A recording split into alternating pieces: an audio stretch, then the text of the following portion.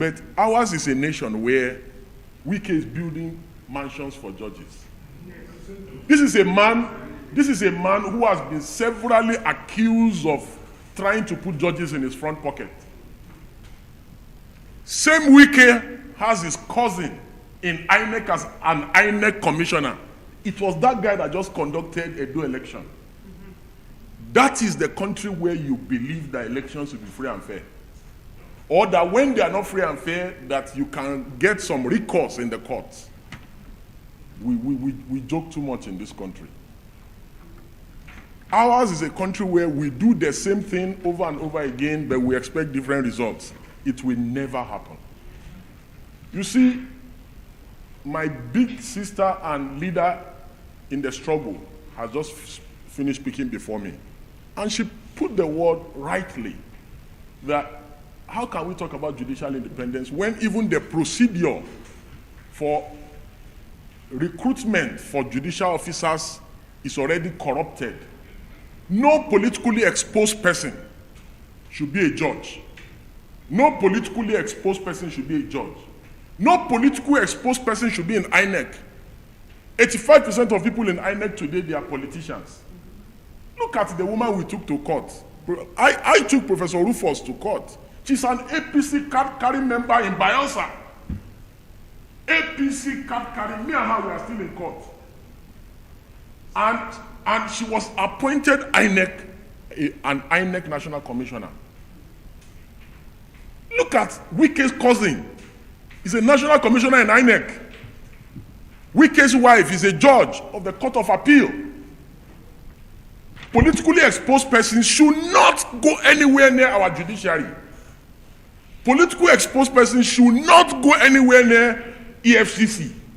The reason why you see some of these things happening today, where EFCC wants to carry out an operation, and Yabelo already has a hint before the operation happens, is because go and look at the recruitment process for EFCC in the last 10 years. It's politicians, senators, House of Reps, they bring their children, their cousin, they bring a list.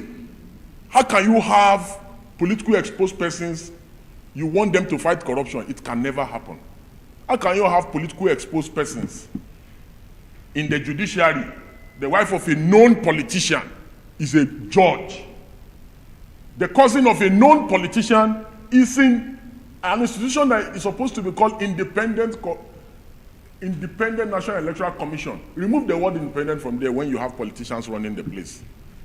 So you cannot expect any credible outcome from INEC. See, the Locust Classicals case of the Abiola's case as to regards to even the insinuation of bias alone. Once the right-thinking members of the society feel that the judiciary is biased, it's already one of the greatest indictments that can happen to the judiciary. And that is why the Supreme Court said in that case that whenever anyone is of the view that the court is biased, that the judges must recuse themselves. So a situation where before the electoral process starts, the process is already rigged.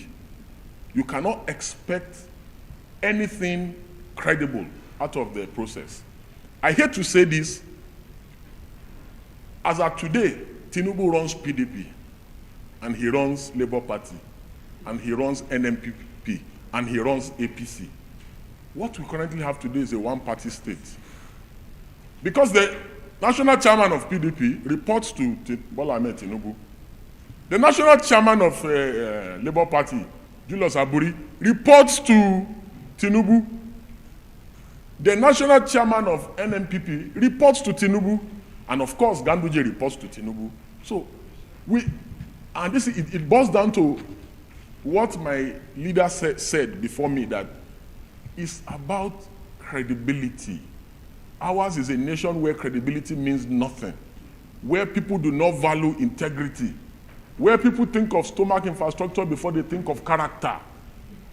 Because if not, the only person that has even attempted or tried to bring some form of restoration in removing some of the moles of the APC in his political party is Peter Obi, who has tried to remove Aburi. Even the PDP cannot hold his neck. And it is Wike's men and the president's men that runs the PDP. So in closing, what I will recommend in terms of recommendations is, number one, we must work towards a more independent judiciary, and a judiciary that is immune from executive, legislative, and individual interference. And that our judicial officers must be people who are immune from political interference of any sort. Secondly, we must have an electoral system, an electoral commission that is truly, truly independent. Independent in the sense that this commission must be immune from political interference of any sort, and these may require necessary amendments to our existing laws. Additionally, we must have a truly independent law enforcement systems that ensures swift prosecution of electoral offenders in our country. This is the only way that we can truly honor the memory of our late friend, brother, cousin, and confidant Adeyanju Atoye, who led a life of service to his motherland, who left a selfless life towards promoting rule of law, towards promoting judicial independence, towards promoting electoral development in our country. And finally, we must have truly a political class who are willing to challenge the system, who are willing to do the work of opposition instead of having deals, striking deals, and having midnight meetings with people in government and compromising at the slightest opportunity.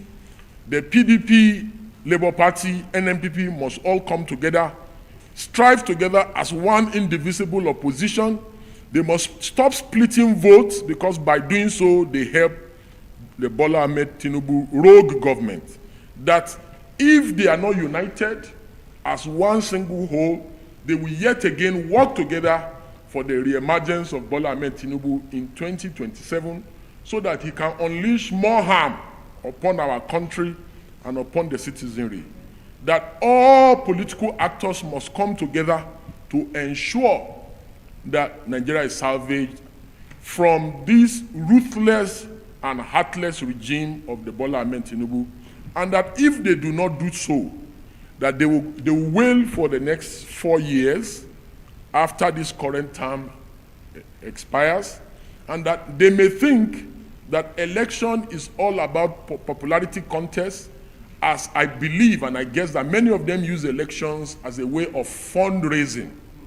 You know, but I am convinced that yes, they may not suffer as much as the people who are currently queuing to buy fuels at the petrol stations, but I'm convinced in my mind that they will face a greater repercussion of political persecution, because like we have seen, protesters are arrested for treason.